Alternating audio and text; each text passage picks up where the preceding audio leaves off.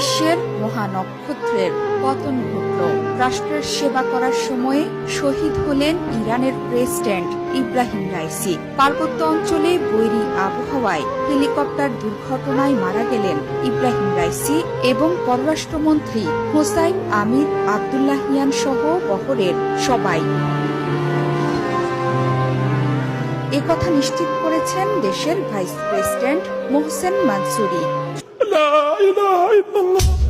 ففراقنا يا صاحبي باب لمسك وورود والحور تقبل من بعيد يا حبيبا في الوجود كفكف دموعك يا حبيب القلب يا غيثا وجود